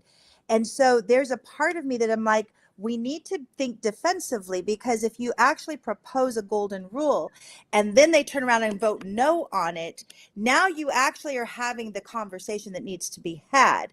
what's happened now is they can follow and do the whole victim thing of, well, we didn't get our 10 commandments, and we've played into the Christian nationalist rubric that they want us to. So that's the only part where I'm like, we got to start thinking smarter on some of these things. Yep. Go on offense on that sort of Thank thing. you. Yeah, I Yeah. like it. I like Yeah. the way you're thinking. Yeah. So let's stay in the state capitol, and not the building, but the city of Indianapolis, and talk about a couple things now. We mentioned the data centers, right? So this week, hundreds of residents gathered and pressed this Metro Blocks company that wants to put a data center in the Martindale Brightwood area, a historically black neighborhood. Now, the folks in Pike Township won their data center fight, at least for now. That's according to Mirror Indy. I do also need to mention this week that Tanya Terry was sworn in as the first female police chief of IMPD. But Michelle, I want to talk about those data centers, and thread that needle, So they're trying to put these in, historically black neighborhoods, areas that have seen disinvestment for a long time. You've been tracking, and your candidates in the Rural Summit are following all these data centers proposals in rural areas. This is, how do we get the rural folks and the folks in the cities to see themselves on the same side, and then turn that into electoral and then legislative success? So this is already happening. I would say that across the state, data centers are the fight that people are stepping into, and across the entire political spectrum, people are coming together and organizing. And this is where groups like, again, Citizens Action Coalition, and I understand Hoosier Action is also taking on this statewide fight.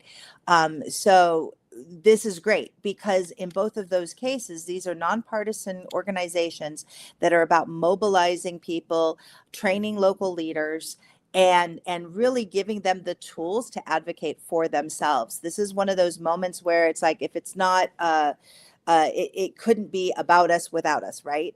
And I feel like while everything has been happening hyper local, because that's where the attacks happen, that now people are starting to make those connections and build those relationships. Again, you'll hear me a lot of times talk about, we are building a mycelium network in Indiana around organizing. And this is one of those fights that is helping us find not only who are the communities that are directly impacted, but who are the allies. And the more that we are sharing and amplifying stories and helping people get connected to the right tools and groups, the stronger we will be to fight back. 100%. Dr. Rob, what do you think? Listen, I'm not going to ask you about the Indianapolis police chief. That's probably out of anything you've been paying attention to. Don't want to do that to you. I'm going to ask you about data centers too. Connect those dots for us. Well, I love the phrase, the mycelium network that Michelle's working on. And for people who don't understand that, that refers to the soil and to the microorganisms that live in the soil and the networks that they create that support all plant life, meaning all life. And what do they all need? They need water, just like data centers. Data centers need so much water. And it's an incredible thing that, Indiana has, we can't give all our water to the data centers, because the data centers benefit who? The Epstein class, the private equity class. And these big buildings are going to have, they're going to use a lot of electricity and a lot of water, but they're not going to create jobs. So it's just, it's the data centers. The only good thing about the data centers is that they've gotten all this hyperlocal approach, support and attention. And so they become a way to organize and then to connect the dots from community to community. The only good thing I can see about them is that they become a really good thing to organize. In environmental organizing, sometimes people tend to kind of speak poorly or disparagingly about NIMBYs, not in my backyard. Oh, now you become an environmental activist because you've got a trash dump in your backyard. Well, now you become an activist because there's a data center going to be in your backyard. So there's nothing wrong with being a NIMBY. Whatever it takes to wake people up, then and then can start connecting how these dots all because the people on the one hand and people like the Epstein class on the other, these contrasts are pretty sharp when you draw them. The other thing I want to say is that the Rural Summit, we look at, because we work across gerrymandered lines, these artificial constructs, right? So a lot of our counties are divided between congressional districts, House districts, all of that. One of the things, though, the map that we want to also add into our layer is watersheds. Yes. Because watersheds connect at a completely different level. And one of the things that I am learning is that when we have a watershed that is feeding into an aquifer, and that aquifer is connecting here, here, and here. And then you can look on a map and go, oh, they want to put a data center here, and then they want to do a water treatment plant over here, and they want to do a small modular nuclear reactor here. Mm-hmm. They're all different ways of consuming water and returning water to the watershed. And one of the big things that I've learned recently is that if you remove water from one watershed, it goes to a water treatment center and then gets returned back, but it doesn't get returned back to the same watershed. You're actually losing water that would be then going downstream to the next thing. And when we do not have these groups, and whether they be electeds or developers or whatever, in conversation about what the actual water demands are, we're losing this big picture. And I think the one thing that the data center fight is highlighting is that, again, in our hyper individualistic society, we keep thinking that this community and their data center is all just local. Well, that data center is impacting the water that comes further downstream. So the people who live 30, 40 miles away might have a thing to say about it and might be worth organizing with the people who are at ground zero. And so that's one of the things that we're doing. Right? They're certainly affecting your electric bill too. Oh my gosh, yes. They're ridiculous this year. Here's a dot that I'm going to connect that I didn't think that we would be connecting. So moving on to healthcare, got to cover a couple of these since we have Dr. Rob here with us. But Doc, listen, every time I book you on one of these shows, another rural hospital closes its obstetrics department. So this week we found out that Johnson Memorial Health, that's in Franklin, is closing its maternity unit. Last time you were here in December, I think we talked about the Greene County Hospital closing its obstetrics department. Also in healthcare news this week, Indiana is the fourth. It saw the fourth highest drop in Obamacare enrollees after the subsidies expired at the end of the year. Doc, what's going on? Ouch. Yeah. The bad news is not going to stop coming in about healthcare because all these things have implications down the road. So closing the maternity unit in Franklin is a tragedy for Franklin and the area around that in Johnson County, and it's maybe not so bad a problem for the people who live on the Indianapolis side of Johnson County, but the people who live south of Franklin, they're gonna have to travel so far to get maternal prenatal care and to deliver. And the Morgan County hospital stopped doing OB several years ago. And all of this stuff then is going, it's one thing to think about a pregnant woman having to travel half an hour in active labor to get to a place to deliver. And now now they're going to travel for an hour and a half. And I just kind of, I mean, I'm a guy, and I still tighten up viscerally thinking about how horrible that is. But then, and maybe I talked about this last time with the Linton Hospital, the Greene County Hospital, but the prenatal care issue is such a problem too. So if you've got to travel an hour and a half to get prenatal care, and you got to be there for the appointment and then an hour and a half back. And that means you probably need childcare for that whole time, and the transportation issues. And all of these things end up in worsening our infant mortality, the number of babies who die, and our maternal mortality, both of which Indiana ranks terribly at. Lots of women die related to childhood. Lots of children, infants die in infancy because of the problems in Indiana. And so why are the hospitals closing their OB units? Well, the dots keep connecting, partly because of what the way healthcare is financed, and partly because of the influence of private equity and consolidations of hospital chains, and everybody's just seeking how to extract money out of healthcare. Healthcare is extractive industry like mining and lumbering, because there's money to be gotten out of it, and OB is not profitable. Obstetrics is not so profitable, and it's not so profitable because we leave Medicaid to be the primary way that pays for obstetrics, and Medicaid is being cut. It reimburses poorly to start with.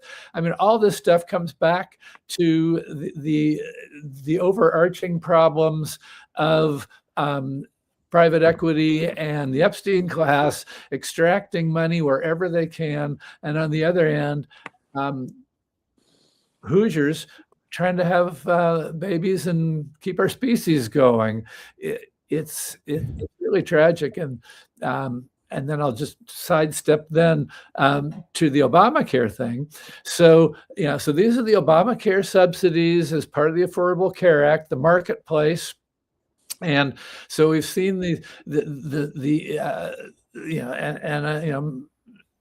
I know lots of people, including Michelle's family, who've really struggled with the increases in the cost of healthcare. So what happens then is that the healthiest people decide, I can't afford healthcare. I think I'm going to be healthy this year, so I'm not going to buy health insurance. But then they risk so much tragedy, including financial ruin, because of medical bills. So it's just one thing after another. We got to fix all this. Well, and if I can also say two things. One, when we did the motorcade for Medicaid last year, we intentionally drove to 3 hospitals that were at risk of closing either a particular service or altogether, right? And just in that action of realizing you get on these back roads and stuff, trying to figure out navigating roads works, trying to navigate just directions while you're in, I can't even imagine being in active labor or a stroke patient where time is everything. Like this is what we are putting on people, and not adequately even talking about that. When I listen to the conversations at the State House with regard to healthcare, it is always from this financial bottom line, as though they are surprised people need healthcare. I am shocked and horrified. Like, are you not looking at the demographics? If you have an aging population in one area, you're going to need more healthcare. If you have more children being born, you're going to need more healthcare, right? So it baffles me. But then the other interesting thing too is we don't have, like, I really feel like we're going to have to be able to navigate. What does it look like to pay cash for services? Where are the low-cost clinics? What are the labs that people can use when they don't have insurance? Like, these are real conversations that we need to have, and real tools that we need to give people to work outside of a system. Because even if you have healthcare on the marketplace, the plans that are being offered are high deductible plans. Yes. So you're paying cash to get any service anyway. And I feel like we're not being honest about that reality, because we keep thinking, well, they're on the marketplace, they have insurance. Even businesses that are offering insurance are having to choose high deductible plans. And then the health savings accounts, that you're kind of going, how sick do I think I'm going to be this year? Because whatever you put in, it's a use or lose. Yeah, who knows? So you don't know, right? And so, I mean, it's just, it is baffling to me that we have set this up, but Rob is actually absolutely right that it is. I love the Epstein class. I think we should just call it the Epstein class, because that is what it is. And they make money at every turn. And this is where government comes in. Government comes in and puts the guardrails. And we have a state legislation supermajority right now that is so focused on business at all cost that they have not put any guardrails in. And this is why we have 91 candidates running for House and 25 Senate candidates.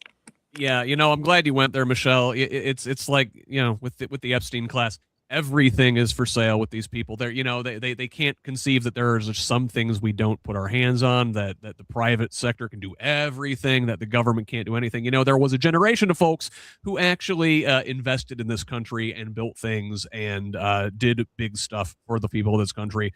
Lost a giant of that generation this week. Our final story, Lee Hamilton passed away, a longtime state rep from Southern Indiana. Boy, he served in the House from 1965 to 1999. He was, he turned on the Vietnam War before a lot of folks did. He served on the Iran-Contra investigation, one of the primaries there, investigating Reagan's malfeasance. Also, later, after he had retired from the House, he was the vice chair of the 9/11 Commission, investigating the terrorist attack on the World Trade Center and the Bush administration's failures leading up to it.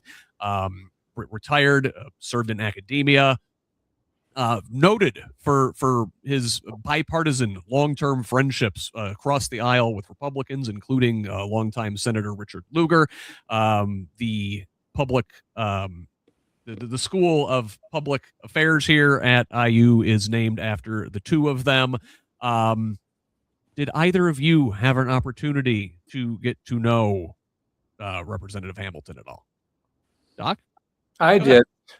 In fact, Hamilton's father was a Methodist minister and baptized me at Trinity Methodist Church in Evansville world, man. in 1952. And I certainly I certainly wished that that Hamilton had sometimes been less bipartisan. In retrospect, I wished he'd been a little more liberal on some things, but I can't second guess that now.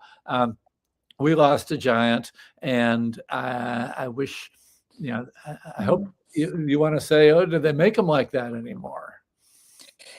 I did not know him. However, I feel like it's that, 6 degrees of separation. I know several people who were incredibly close. And one of the things that keeps coming up is we've lost a mentor. And in today's political climate, there is an awful lot of people who are seeking to run for office and seeking power as a politician, and they want to stay the politician. They do not want to do the hard work of governance. And I think Hamilton was very much about governance, and that working across the aisle is what governance is. And we're at a point now where I fully understand that many of the people in power have moved so far to the right that we're at a point of resistance. And I think that's an appropriate response, but not everybody. And it is going to take just the will of the people to demand more of their electeds. We settle for the politician. We settle for the kayfabe. You and Scott and I, we talk about this a lot. We want the wrestling match and the game of it, right? Our team. And it's unfortunate in some respects that Indiana is such a sports enthusiast state, because we are almost hardwired for teams, right? But one of our one of our Rural Summit candidates down south, Byron Holland. He's running for Senate, and he was very, very good friends with Lee Hamilton. And he oftentimes said the only reason why, and he'll name these two cities, the only reason why they should ever be fighting is in a football game kind of thing. But then outside of that, our issues are our issues, and we champion together. And to me, that is the spirit of Lee Hamilton. And I think that Byron Holland carries that very well. We need more. We need more people like that. I grieve the loss of a mentor, but I challenge people who themselves are in positions of power. Do not follow the model that is happening with the Trump administration. There are other people to model after. Yeah, 100%. Well, hey, listen, guys, we're just about here at the end. I appreciate both of you being here with me. Before we go, I do want to give you both an opportunity to tell folks where they can find you. Let me start with you, Dr. Rob. Can folks find more about you or Physicians for a National Health Program, or perhaps Medicare for Indiana, or Medicare for All Indiana, someplace online? Sure. So the national group that I'm a part of, Physicians for a National Health Program, is pretty easy. It's pnhp.org, pnhp.org. And there's a huge amount of information about Medicare for All, healthcare reform, and related issues on their website. And then in Indiana, the Medicare for All Indiana group is on Substack. So on Substack, we are Medicare for All Indiana. And I think that's just what it is on Substack. And so and we're on Facebook, Medicare for All Indiana. And so we're out there in different ways. And for anybody living up around Purdue and Lafayette, I'm going to be doing a forum, a discussion 2 weeks from today. No, not 2 weeks from today, a week from today, in Lafayette, and maybe we can put that in the show notes too. Yeah, send me the information, and I'll get that out later here this afternoon. Michelle, how about you? You wear a lot of hats. Where can find you? Okay, so I am on Facebook and Instagram under Michelle Higgs for Indiana. The Rural Summit can be found at Indiana Rural Summit on Facebook. Also indianaruralsummit.org for our website. And I also want to plug, I've mentioned a lot of organizations today.